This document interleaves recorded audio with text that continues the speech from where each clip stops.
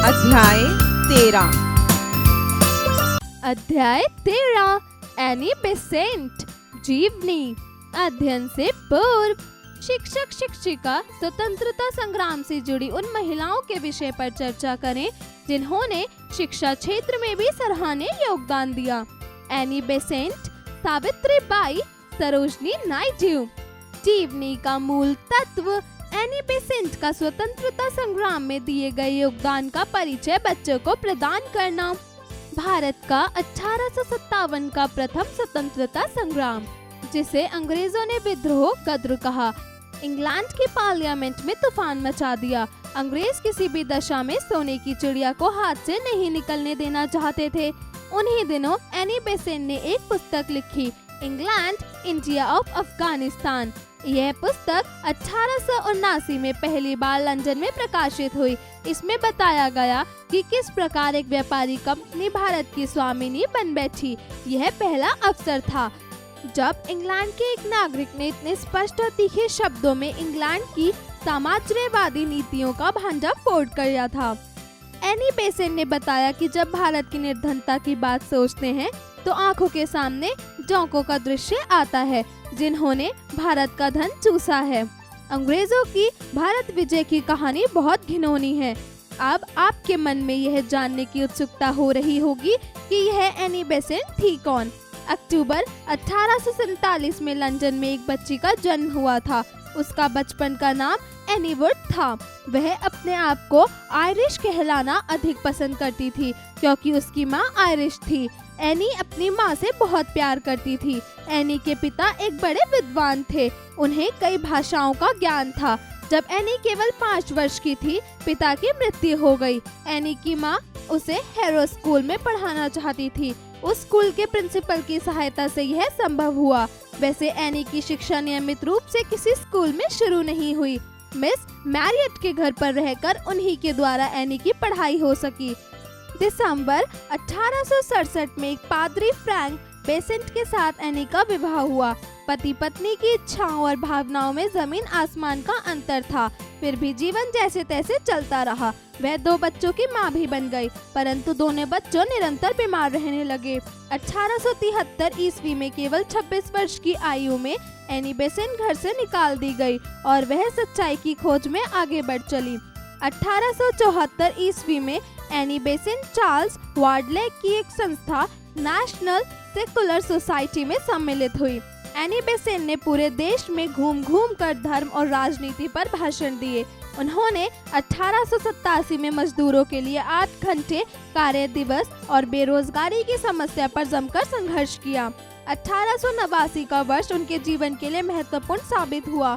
उनके जीवन में उस समय नया मोड़ लिया जब उन्हें ऐसा लगा कि उनके भटकते मन को शांति मिल गई है। वे थियोसॉफिकल सोसाइटी की सदस्य बन गए।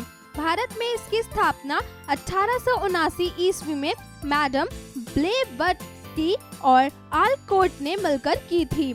इस संस्था के उद्देश्य थे विश्व बंधुत्व की स्थापना, आर्य और पूर्वी धर्म, भाषा और विज्ञान के अध्ययन को बढ़ावा देना। एनी बेसेंट 16 नवंबर 1993 को भारत पहुंची। एनी के लिए भारत एक ऐसी पवित्र भूमि थी जिसका महान धर्म विश्व के सब धर्मों का मूल था। उनकी दृष्टि में भारत भूमि सब संस्कृतियों का केंद्र थी। वह अपने सपनों के भारत को अपनी माता मानकर आई थी। वह भारत में जहाँ भी गईं, लोगों ने उनका बहुत सम्मान किया। पर भारत की दुर्दशा देखकर एनी हैरान रह गई।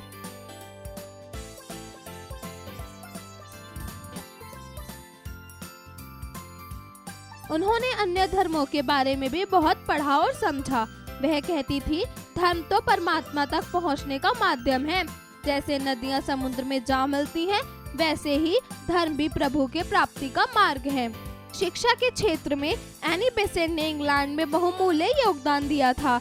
भारत में भी शिक्षा के क्षेत्र में उन्होंने सराहनीय काम किया। उन्होंने यह बात भली प्रकार समझ ली थी कि भारतवासी जब तक पूरी तरह शिक्षित ना हो जाएंगे, तब तक वह परतंत्रता की बेड़ियां नहीं तोड़ सकेंगे।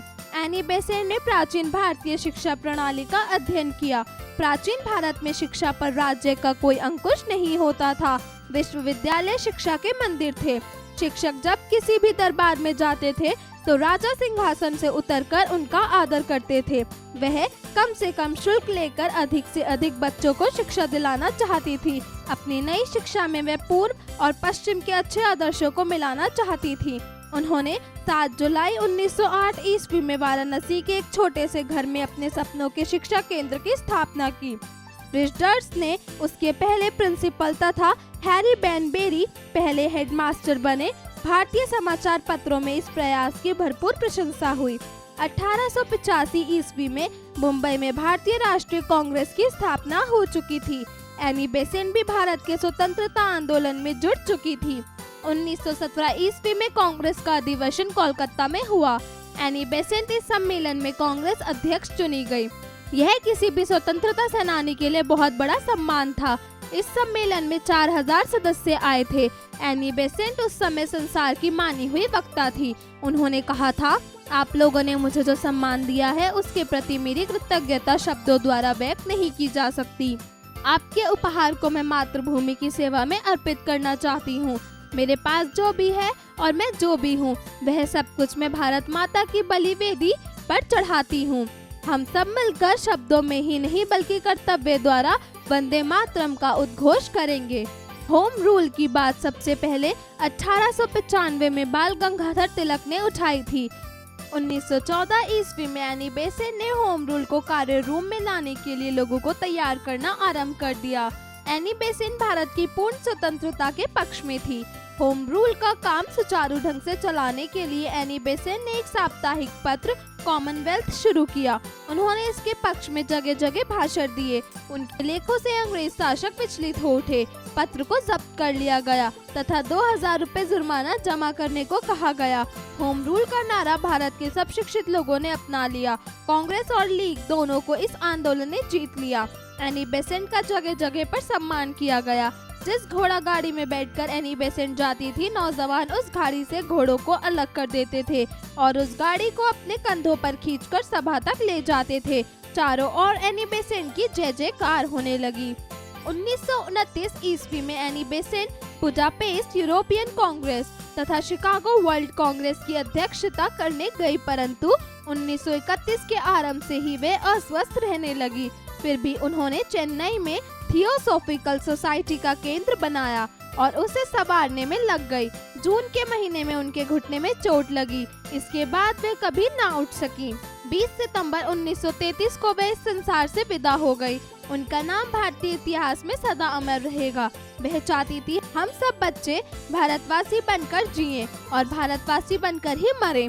ऐसा बनकर ही हम उनकी स्मृति को सदैव बनाए रखने में सफल हो सकेंगे। यही उनके लिए सच्ची श्रद्धांजलि होगी। शब्दार्थ: स्वामिनी अर्थात मालकिन, परतंत्रता अर्थात गुलामी, अपति अर्थात भेंट, स्मृति अर्थात याद, विश्व बंधुत्व अर्थात संसार का भाईचारा, निर्धनता अर्थात गरीबी, विचलित अर्थात अस्थिर। उच्चारण करें: अध्ययन, बहुमूल्य, कार्य रूप, श्रद्धांजलि, साम्राज्यवादी, पार्लियामेंट, विश्व बंधुत्व, शिक्षण संकेत। शिक्षक शिक्षिका जीवनी के माध्यम से बच्चों को उनके शिक्षा के क्षेत्र में दिए गए योगदान के बारे में भी बताएं। अभ्यास कार्य: जरा बताइए। प्रश्न 1, दिए गए प्रश्नों के उत्तर बताइए। क, एनी बेसेंट का जन्म कब और कहाँ हुआ था? उत्तर: एनी बेसेंट का जन्म अक्टूबर 1847 को लंदन में हुआ था। ख, एनी बेसेंट क्या चाहती थी? उत्तर: एनी बेसेंट चाहती थी कि हम सब बच्चे भारतवासी बनकर जिएं और भारतवासी बनकर ही मरें। ग, एनी बेसेंट द्वारा रचित पुस्तक का क्या नाम था? उत्तर: एनी बेसेंट द्वारा लिखित पुस्तक का नाम इंग्लैंड, इंडिया और अफगानिस्तान था। घ, एनी बेसेंट सन 1854 ईस्वी में किस संस्था के साथ जुड़ी? उत्तर: एनी बेसेंट 1854 में नेशनल सेक्युलर सोसाइटी नामक संस्था के साथ जुड़ी। जरा लिखिए। प्रश्न 2, दिए गए प्रश्नों के उत्तर लिखिए। क, भारत के बारे में एनी बेसेंट के क्या विचार थे? उत्तर: एनी बेसेंट भारत को ऐसी पवित्र भूमि मानती थी जिसका महान धर्म सब धर्मों का मूल था। उनकी दृष्टि में भारत भूमि सब संस्कृतियों का केंद्र थी। ख, भारत में धर्म के विषय पर एनी बेसेंट क्या सोचती थी? उत्तर, भारत के धर्म के विषय में एनी बेसेंट कहती थी कि धर्म तो परमात्मा तक पहुंचने का माध्यम है। जैसे नदियां समुद्र में जा मिलती हैं, उसी प्रकार धर्म भी परमात्मा प्राप्ति का मार्ग है। ग, एनी बेसेंट स्वतंत्रता संग्राम से क्यों जुड़ गई थी? उत्तर, एनी बेसेंट अपनी शिक्षा में पूर्व था पश्चिम के आदर्शों को मिलाना चाहती थी, जिसके लिए उन्होंने शिक्षा केंद्र की स्थापना 1885 में भारतीय राष्ट्रीय कांग्रेस पार्टी में अध्यक्ष बनकर स्वतंत्रता संग्राम से जुड़ गई। घ, एनी बेसेंट का वैवाहिक जीवन कैसा था? उत्तर, एनी बेसेंट का वैवाहिक जीवन संतोषजनक नहीं था। प्रश्न 3, सही कथन पर सही अथवा गलत कथन पर गलत का निशान लगाइए। क, एनी बेसेंट ने शिक्षा के क्षेत्र में अपना योगदान दिया। उत्तर, सही। ख, एनी बेसेंट द्वारा रचित पुस्तक फ्रांस में प्रकाशित हुई। उत्तर, गलत। ग, एनी बेसेंट का जन्म इंग्लैंड में हुआ। उत्तर, सही। घ, एनी बेसेंट ने पूर्वी व पश्चिमी शिक्षा को मिलाना चाहा। उत्तर, गलत। प्रश्न 4, दिए गए रिक्त स्थानों की पूर्ति कीजिए। ख, एनी बेसेंट डैश सोसाइटी की सदस्य बन गई। उत्तर, थियोसॉफिकल। ख, डैश के क्षेत्र में एनी बेसेंट ने अपना बहुमूल्य योगदान दिया। उत्तर, शिक्षा। ग, एनी बेसेंट को स्वतंत्रता संग्राम में डैश का अध्यक्ष चुना गया। उत्तर, कांग्रेस। घ, उन्होंने इंग्लैंड की डैश नीतियों का भंडाफोड़ किया। उत्तर, साम्राज्यवादी। प्रश्न 5, सही विकल्प पर सही का चिन्ह लगाइए। क, भारत का स्वतंत्रता संग्राम कब हुआ? सन 1857, सन 1858, सन 1839, सन 1859।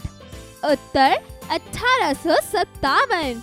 ख, एनी बेसेंट के बचपन का नाम था आयरिश, एनीवुड, हेनरी, कोई भी नहीं। उत्तर, आयरिश। ग, एनी बेसेंट ने डैश के साथ मिलकर वेद, उपनिषद, रामायण आदि का अध्ययन किया। Doctor Sarvepalli Radhakrishna, doctor Bhimrao Ambedkar, doctor भगवान दास, डॉक्टर कृष्णमूर्ति। उत्तर, डॉक्टर भगवान दास। घ, एनी बेसेंट द्वारा शुरू किए जाने वाले पत्र का नाम था parliament, home rule, Commonwealth, Vande Mataram. उत्तर, कॉमनवेल्थ। प्रश्न 6, वाक्यांशों का मिलान कीजिए। क, उन्हीं दिनों एनी बेसेंट ने उत्तर एक पुस्तक लिखी। ख, अक्टूबर 1874 में लंदन में उत्तर एक बच्चे का जन्म हुआ था। ग, एनी की माँ उसे उत्तर हैरा स्कूल में पढ़ाना चाहती थी। ख, 1889 का वर्ष उनके जीवन उत्तर के लिए महत्वपूर्ण साबित हुआ। प्रश्न 7, दिए गए शब्दों का वाक्य में प्रयोग कीजिए।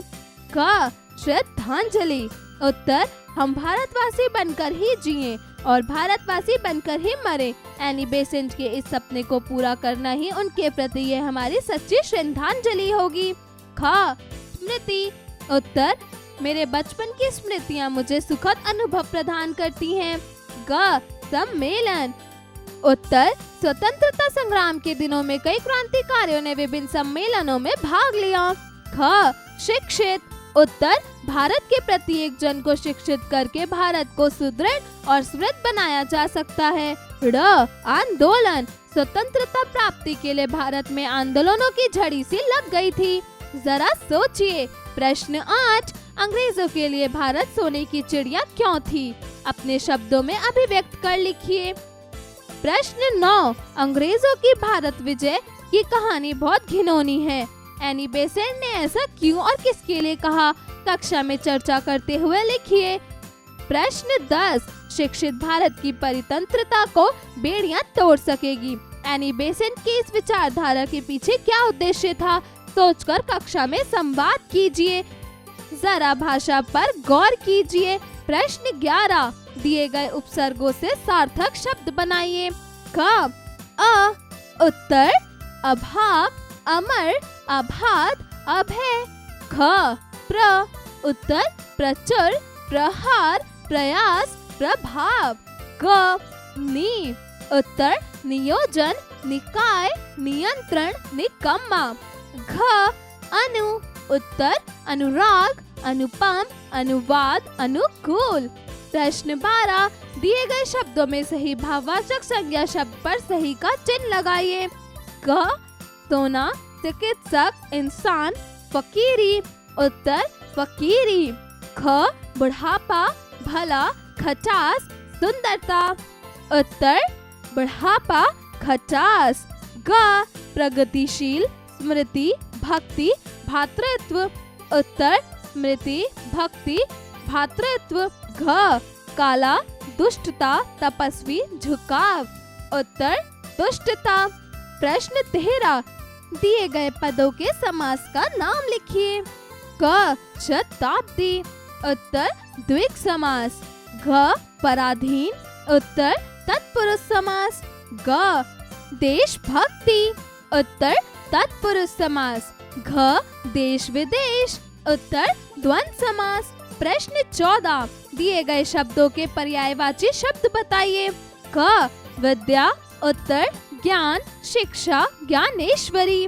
ख स्वतंत्रता। उत्तर स्वाधीनता, आजादी, स्वाधीनता। ग सभ्यता। उत्तर शिष्टता, शिष्टाचार, शीलवता। घ बचपन। उत्तर बालपन, बाल्यावस्था, लड़कपन। जरा रचनात्मक कार्य कीजिए। प्रश्न 15 भारतीय समाज में नारी विषय पर अनुच्छेद लेखन कीजिए। प्रश्न 16 एनी बेसेंट के अलावा अन्य किन महिलाओं ने स्वतंत्रता संग्राम में अपना योगदान दिया, उनके विषय पर जानकारी एकत्रित कर कक्षा में चर्चा कीजिए। प्रश्न 17 एनी बेसेंट की 5 उपलब्धियों के नाम लिखिए जो उन्होंने अपने जीवन काल में हासिल की। जरा दिमाग लगाइए। प्रश्न 18 शिवाजी एक प्रसिद्ध मराठा शासक थे, उनसे संबंधित कुछ प्रमुख तथ्य बताइए। क एनी बेसेंट की मृत्यु। ख होम रूल लीग की स्थापना। क भारतीय राष्ट्रीय कांग्रेस की प्रथम महिला अध्यक्ष। जीवन कौशल एवं मूल्य परक प्रश्न। प्रश्न 19 हमारी विचारधारा ही हमारे व्यक्तित्व को निर्मल बनाती है। एनी बेसेंट की विचारधारा ने अंग्रेजों का तख्ता पलट कर दिया। आप किस तरह की विचारधारा द्वारा स्वदेश को जागृत करना चाहेंगे?